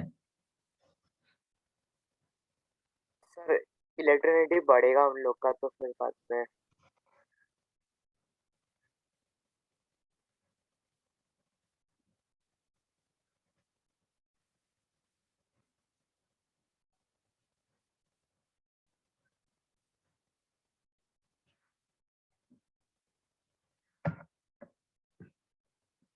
इसका क्या है? प्लस है, इधर क्या 3 का प्लस आए है, इधर 2 का प्लस आए है, यहाँ क्या 1 का प्लस आए है। तो इधर यदि यदि इधर प्लस आई ज्यादा है तो क्या होगा? इसके ऊपर जो बनने वाला पॉजिटिव होगा वो क्या होगा? सबसे ज्यादा स्टेबल होगा। तो अकॉर्डिंग टू प्लस आई हम लोग क्या बोल सकते हैं? First is greater than second then third then fourth. Correct? Yes sir. ये समझ में आ गया? बट बेटा ये आपका सही नहीं होता है। ये सही होगा सिर्फ और सिर्फ इस फॉर्म के लिए। ये सही होगा only for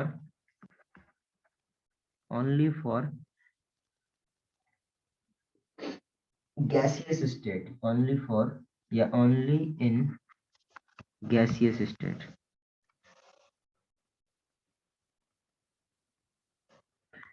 जब आप गैसियस स्टेट में बात करें तब ये सही होगा।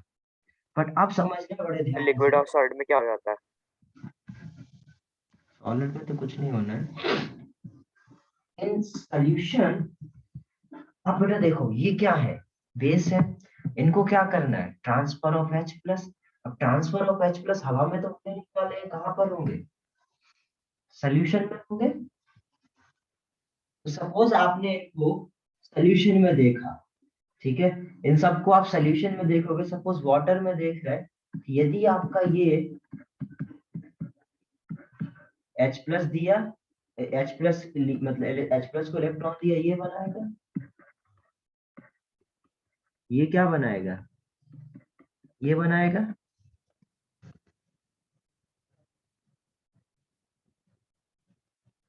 अच्छा ये बताओ, अब ये सारे के सारे यदि बेटा वाटर में पड़े हुए हैं, इसका मतलब क्या है? वाटर इनको सॉल्वेट करेगा। सॉल्वेशन तो होगा बेटा, कार्ब कैटाइन स्टेबलाइज करेगा। Sir correct? तो आप ये बताओ कौन सबसे ज्यादा सॉल्वेशन करेगा, कौन सबसे ज्यादा सॉल्वेशन से स्टेबलाइज होगा? पढ़ाया था सॉल्वेशन, दो बार पढ़ाया है। कौन सबसे ज्यादा सर जिसका सॉल्वेशन? सबसे ज्यादा साइज सबसे छोटा रहेगा उसका। तो अब इनमें किसका सबसे ज्यादा अच्छा सॉल्वेशन होगा इन चारों में से? फोर्थ का। फोर्थ। फोर्थ वाले का NH3 तो सबसे ज्यादा कार्ब कैटाइन कौन सा स्टेबल होगा? Fourth, then 3, then 2, then 1। ये किसकी वजह से था? प्लस आई की वजह से देखा जाए, according two plus I effect, तो आंसर क्या आ रहा था? ये। करेक्ट? बट सॉल्वेशन को फैक्टर मतलब प्लस चार्ज की स्टेबिलिटी सॉल्वेशन फैक्टर को कंसीडर करें तो ये आ रहा है। अब बेटा दोनों फैक्टर करते तो बेसिक स्ट्रेंथ को इंक्रीज ही है। जितना ज्यादा पॉजिटिव चार्ज क्या होगा? स्टेबलाइज होगा, उतना ज्यादा क्या होगा? आपका सॉल्यूशन बेसिक होगा। और जितना ज्यादा प्लस आई है वो भी क्या कर रहा है? कंपाउंड को स्टेबलाइज कर रहा है। अब दोनों फैक्टर सॉल्वेशन और प्लस आई इफेक्ट एक दूसरे को क्या कर रहे हैं? कॉन्ट्रडिक्ट कर रहे हैं। तब क्या होगा, इनके आंसर क्या आएंगे, कुछ बीच के आएंगे। मतलब ये वाला जो आपका सेकंड डिग्री है उसका क्या है, उसमें थोड़ा बहुत इंडक्टिव इफेक्ट भी है और बहुत ज्यादा कोई बड़ा भी नहीं है। तो क्या देखा जाता है ओवरऑल, जो आपका सेकंड डिग्री है ये क्या था 3 डिग्री, ये 2 डिग्री, ये 1 डिग्री और ये अमोनिया। तो जो सेकंड डिग्री होता है वो ओवरऑल उसका बेसिक स्ट्रेंथ क्या आता है, ज्यादा आता है। सेकंड, फिर 3 डिग्री, देन 1 डिग्री, देन सबसे कम अमोनिया का। ये आर बेटा कोई भी अल्काइल ग्रुप, ओके, सिर्फ अल्काइल ग्रुप होगा तो आंसर बदलेगा, करेक्ट। बट यस इसमें सर। बट इसमें एक और है, यदि बेटा आर आपका मिथाइल हो, इसमें एक्सेप्ट मिथाइल है, मतलब आर मिथाइल यदि होगा तो आंसर आता है 2 degree, then 1 degree, then 3 degree, then ammonia.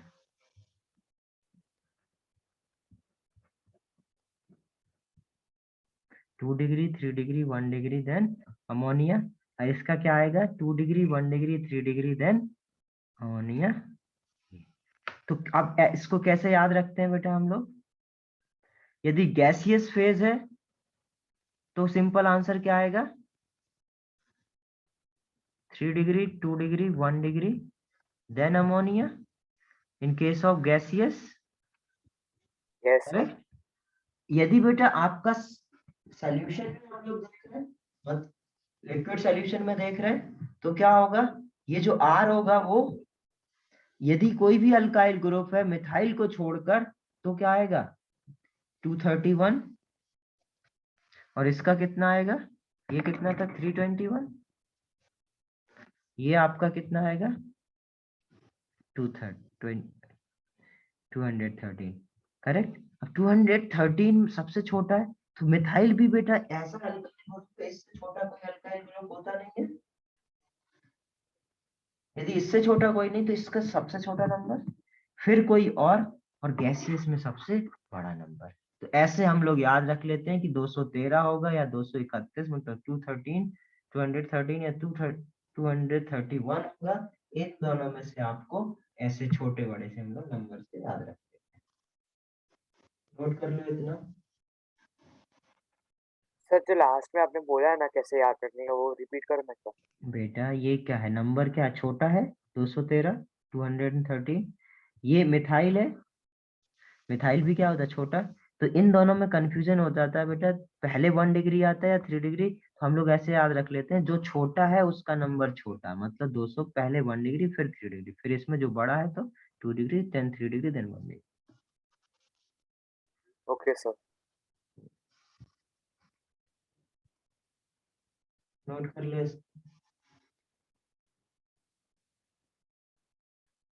ये बहुत इंपॉर्टेंट है, हमें इसी तरीके से याद रखना है। वो होता है बेटा, ये जो रिजल्ट मिलते हैं ये एक्सपेरिमेंटल है, मतलब ये ऐसा देखा जाता है कि इनका बेसिक स्ट्रेंथ 2 डिग्री वालों का सबसे ज्यादा, then 3 degree, then 1 degree, then ammonia. But ये समझना होता है हमें कि कौन से फैक्टर की वजह से ये ऐसा आंसर आया।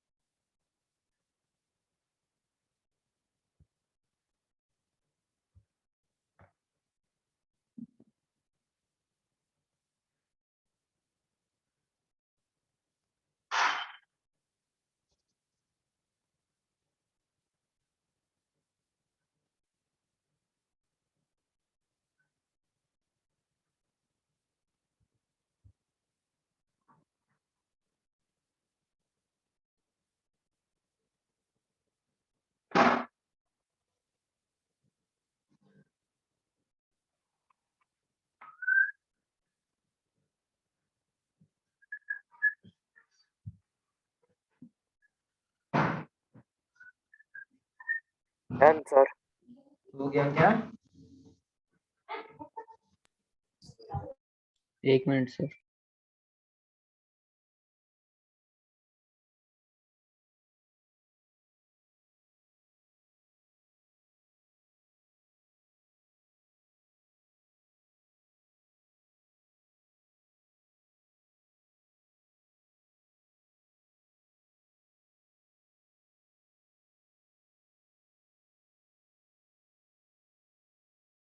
हो गया सर।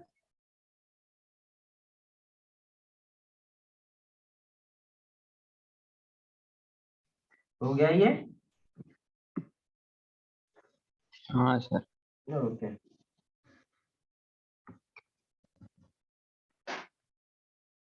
लिखा दूं क्या यहाँ कुछ या समझ गए? थोड़ा सा लिखा। हाँ, लिखाऊं? सर मुझे नहीं लगता जरूरत है। हाँ, वैसे तो तुम लोगों ने लिख लिया होगा, बट मैं फिर भी थोड़ा सा लिखा दे रहा हूँ। हाँ सर चलेगा।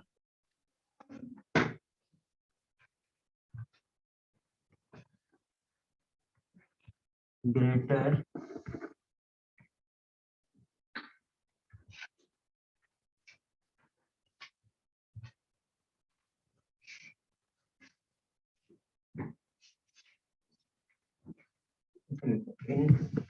in the aqueous phase,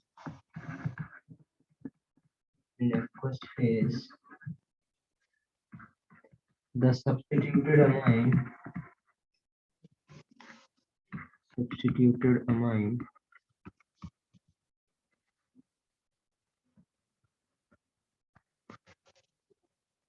cation get stabilized. Cation get stabilized not only by electron releasing group,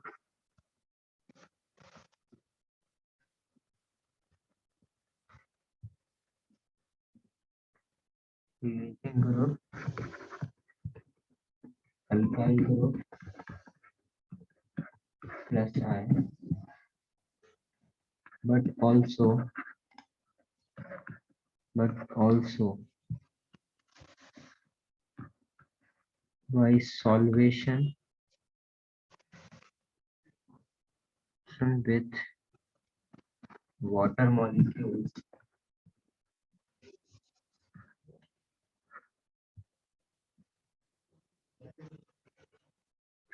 solvation with water molecules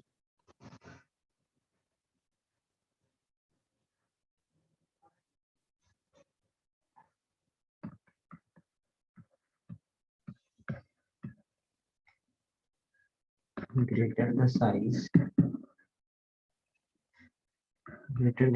of ion, greater the size of ion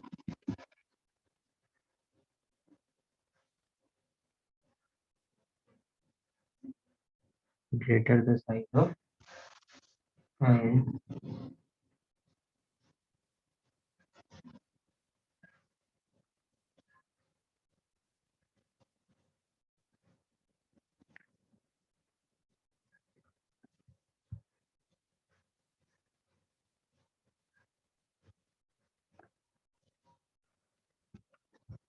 lesser will be solvation and less stabilized.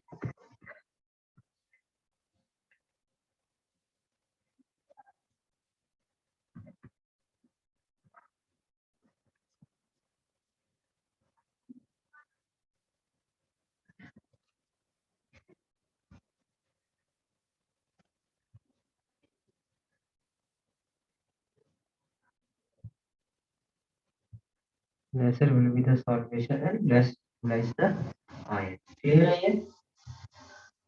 Yes sir लिख लिया। बस इस तरह की बाकी तुम्हारे पास order तो लिखे ही हुए हैं सारे। ओके, नेक्स्ट हेडिंग डालो।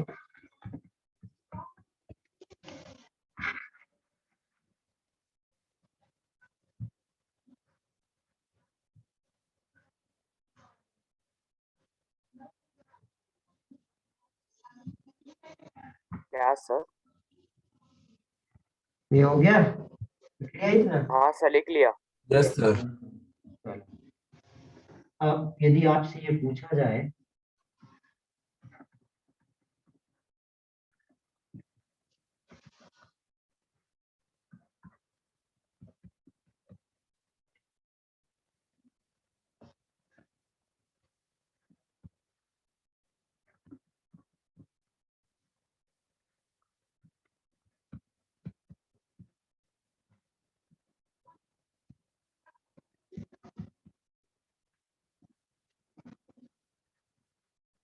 वन टू थ्री फोर, कौन ज्यादा अच्छा बेस होगा? पर हाँ, कुछ भी नहीं लिखा, कुछ भी नहीं लिखा है तो आप क्या लोगे, गैसियस लोगे या एक्वस लोगे? Sir gaseous. नहीं, एक्वस। ठीक है, यदि कुछ भी नहीं लिख के देगा तो क्या लेना है आपको? गैसियस लेना है, क्योंकि बेटा इलेक्ट्रॉन जो प्रोटॉन का ट्रांसफर है या एसिड बेस रिएक्शन है, गैसियस फॉर्म में तो होनी नहीं है। तो क्या होगा आंसर? ठीक है सर। तो एक्वस लेना है। करो जरा इसका आंसर फास्ट।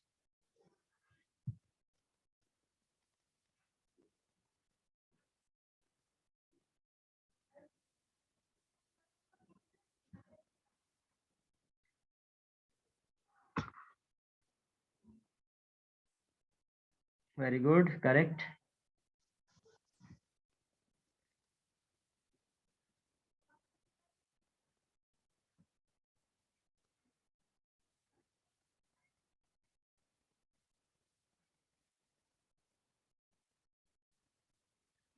करो और बाकी लोग भी आंसर करो।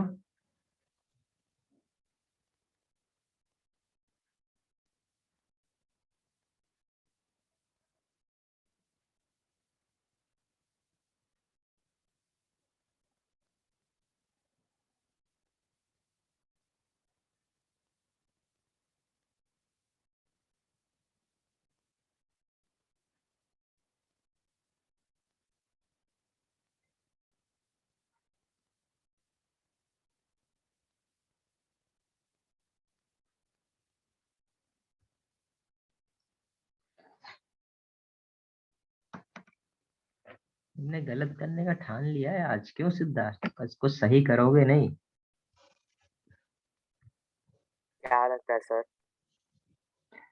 गलत ही कर रहे हो। इधर देखो जरा, ये कौन सा है? ये 1 डिग्री है, ये हाँ 3 सर, डिग्री है, और ये कौन सा है? 2 डिग्री। तो अभी भी क्या सिखाइए, ये अमाइन है, 1 डिग्री 2 डिग्री अमोनिया। क्या आंसर होगा? ये मिथाइल तो है नहीं, क्या आंसर होना सर चाहिए? 2 3 1 4। 2 3 1 4। तो ये आंसर क्यों नहीं भेजा तुमने? सर मुझे गलत करने का बहुत मन कर रहा था।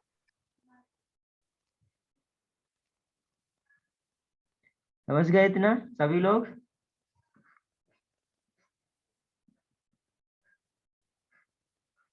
सर मैंने नहीं लिखा। नहीं दिखा क्या?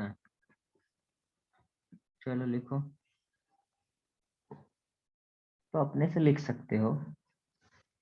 क्वेश्चन तो लिख लेते होगे ना, जब मैं क्वेश्चन लिखता नहीं हूँ सर, तो? क्वेश्चन भी नहीं लिखा मैंने। क्यों नहीं लिखा? सर भूल।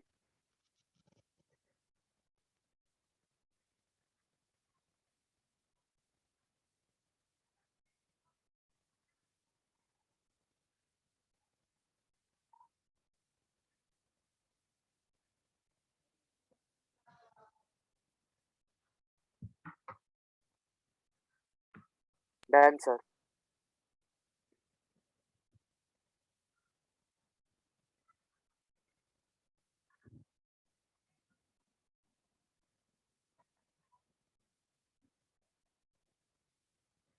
इसमें देखो जरा क्या होगा, ये ऐसे है,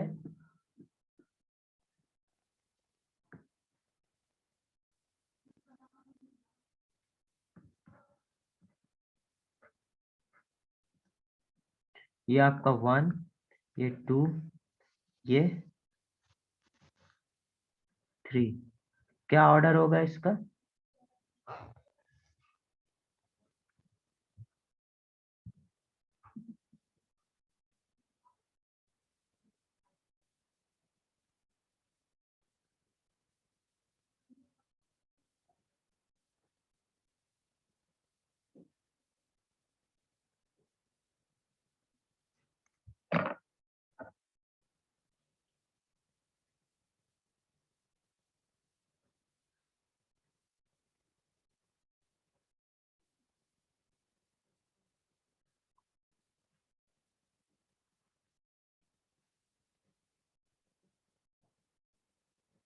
क्या हो जाएगा? ये क्या है आपका 2 डिग्री, ये क्या है 3 डिग्री, ये क्या है 1 डिग्री। तो आंसर क्या होगा? 2 degree, then 3 degree, then 1 degree. आगे समझ में? तो आंसर क्या होगा? 2 देन 3 देन 1। सर जो 3 पे जो ये है क्या बोलते हैं मिथाइल ग्रुप है, उससे कुछ मैटर नहीं करेगा ना? इससे नहीं मैटर करेगा, सारे मिथाइल होने चाहिए तब होगा। ठीक है सर। ठीक है, यदि सपोज आपसे ऐसा क्वेश्चन पूछ ले कोई,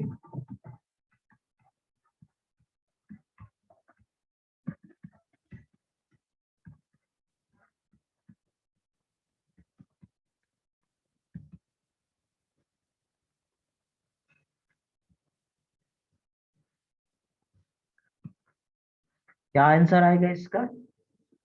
3 डिग्री, 2 डिग्री, 1 डिग्री अमोनिया। क्या आंसर हो जाएगा?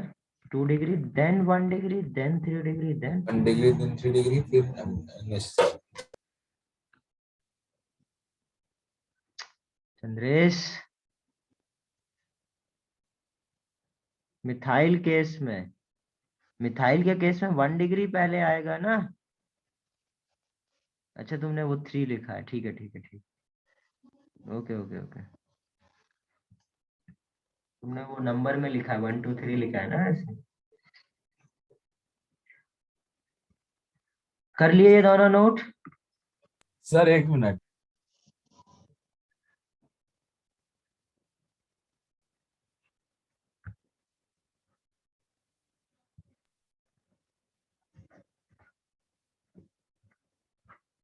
ये करो जरा।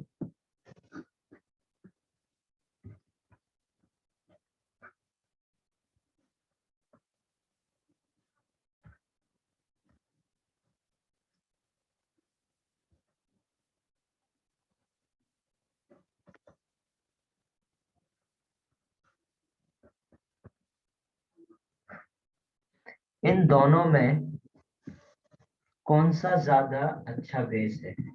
First, second? करो इसको।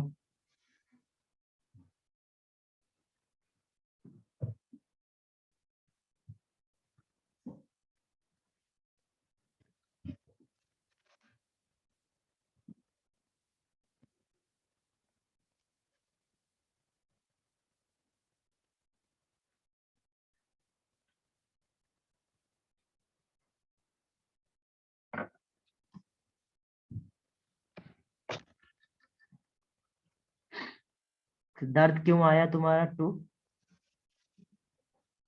सर वो सारे मिथाइल से कनेक्टेड है तो फिर बाद में शायद ये बेसिक ये बेसिकिटीज आए होंगे। मिथाइल तुमको दिख रहा है? सॉरी सर मैं अंधा हूँ।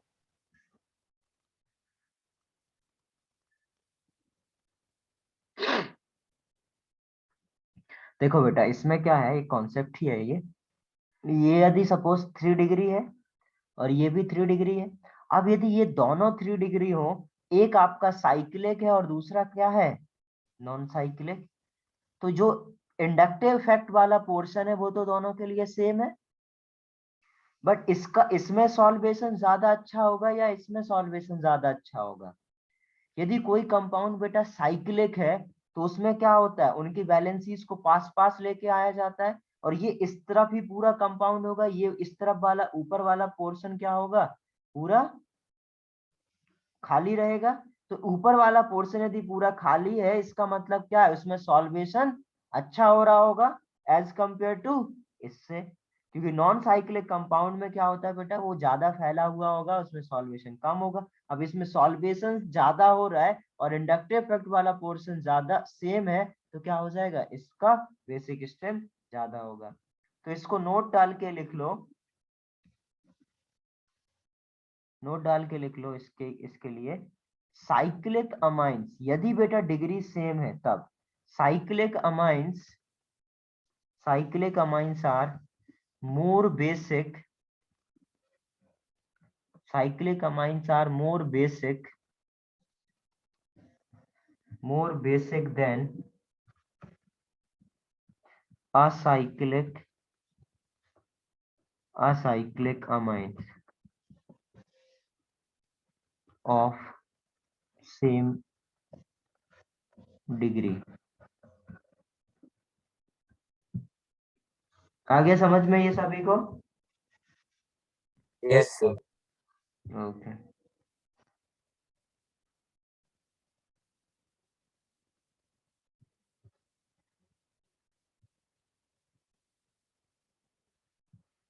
नोट करो इसको जल्दी।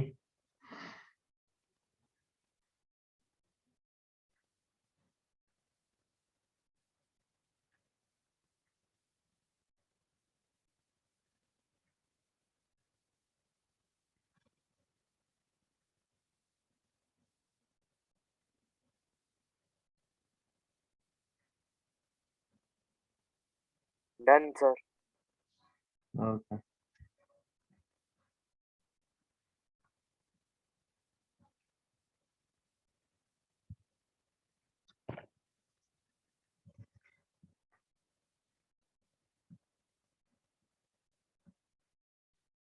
इसमें बताना जरा।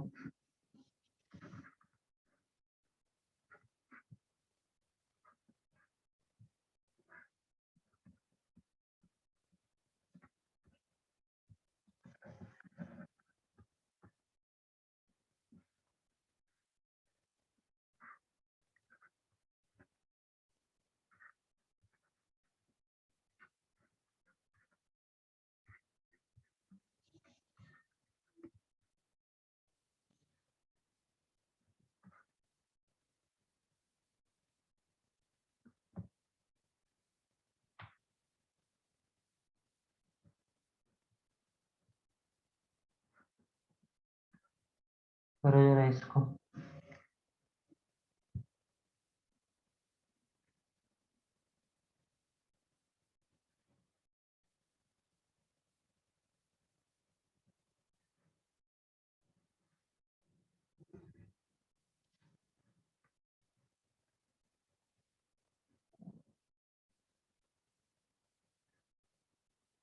ये थोड़ा सा बेसिक स्ट्रेंथ बाकी है, कल हम लोग हाइड्रोकार्बन मतलब नेक्स्ट क्लास में हम लोग हाइड्रोकार्बन करेंगे।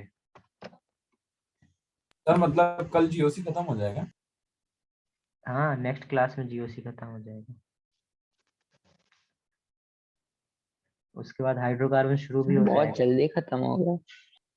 मैं इसमें एक टॉटोमेरिज्म नहीं पढ़ा रहा हूँ, बाकी सारा कुछ पढ़ाऊंगा। हाँ सर, टोटल। सर हाइड्रोकार्बन की बात में आयनिक इक्विलिब्रियम होगा ना? हाँ, उसके फिर बाद हमारा खत्म। 11 का खत्म। थर्मोडायनेमिक्स होगा पहले, फिर आयनिक। तो फैमिली थर्ड टाइम है। 3 हफ्ते।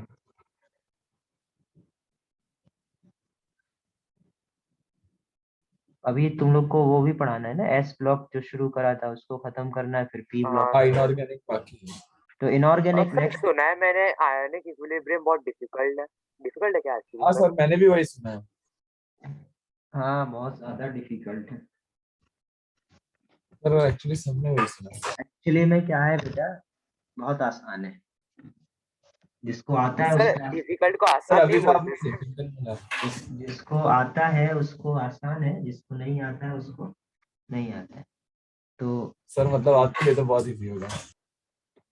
नहीं, एक्चुअली में क्या होता है बेटा कि आयनिक इक्विलिब्रियम में क्वेश्चंस बहुत अच्छे बन जाते हैं और लोगों को समझ नहीं आता है, इसलिए लोगों को लगता है बहुत टफ है।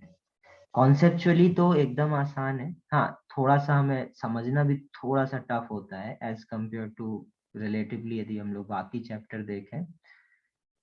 बट ये है कि बहुत अच्छा चैप्टर है, कॉन्सेप्चुअल चैप्टर है, और उसको यदि आप अच्छे से समझे तो और एडवांस में मेंस में पक्का सवाल आता है उससे, और अच्छा सवाल आता है। मतलब ये ऐसे सवाल आते हैं उसके कि उससे जैसे सपोज आपके 5 लाख लोग पेपर दे रहे हैं तो उसमें से बेटा 10,000 लोग भी उसका सवाल सही करेंगे, उससे मतलब मैक्सिमम इतने लोग सही करेंगे, हो सकता है 1-2 हजार लोग ही सही करें। तो वो रैंक डिसाइड करने में काफी यूज होता है। वैसे सर उसका नंबरिंग किया नहीं आपने अभी तक क्वेश्चन में। अच्छा हाँ, तो नंबरिंग में यहाँ से शुरू करता हूँ, 1 2 3 4 5। बताओ जरा इसका। सर साइक्लिक वाला ज्यादा रहेगा। बेटा तुम 5 लिखते नहीं हो क्वेश्चन, इसलिए तुम्हारे गलत हो रहे हैं आंसर। पहले क्वेश्चन कॉपी में लिखो, फिर उसको सही से करो, फिर क्वेश्चन कॉपी में ही सॉल्व किया जाता है, देन हमें आंसर करना है।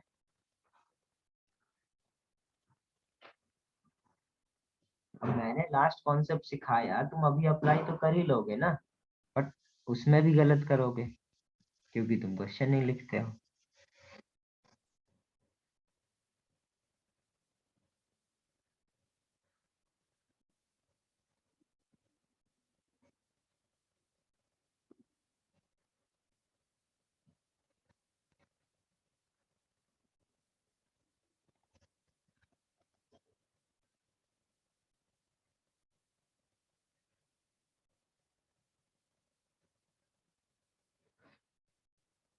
क्या हुआ आंसर बताऊं मैं?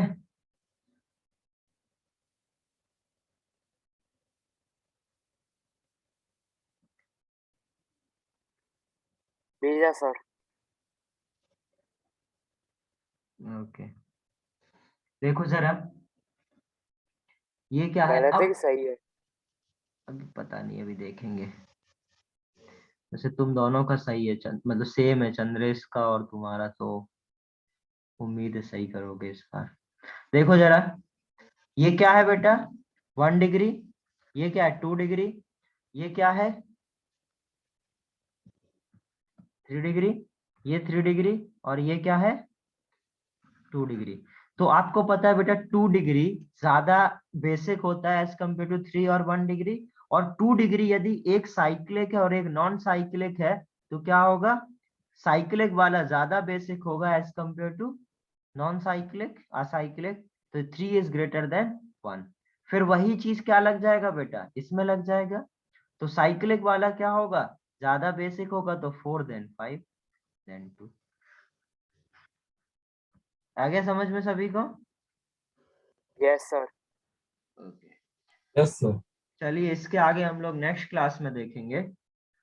बट बेटा कोशिश करो एसिडिक स्ट्रेंथ वाले जितने भी क्वेश्चन हैं GOC2 में सारे सॉल्व कर लो नेक्स्ट क्लास तक। संडे क्लास होगी नहीं, मंडे क्लास होगी। मंडे ये खत्म हो जाएगा तो आपको हाइड्रोकार्बन लगाना होगा और बेसिक स्ट्रेंथ लगाना सर है। कुछ टिप्स दे सकते हो क्या? मेरा ऑलमोस्ट अभी एक्सरसाइज 2 कंप्लीट होने को आ गया, पर तो भी स्टिल मुझको थोड़ा सा ग्राफ्स नहीं है जीओसी के ऊपर। तो उसके लिए बेटा आप पूरा बुकलेट लगा लो, फिर यदि उसके बाद भी नहीं समझ में आता तो मेरे से बुक मांग लेना। ओके, ठीक है सर। Yes sir. चलिए बाय। Bye sir.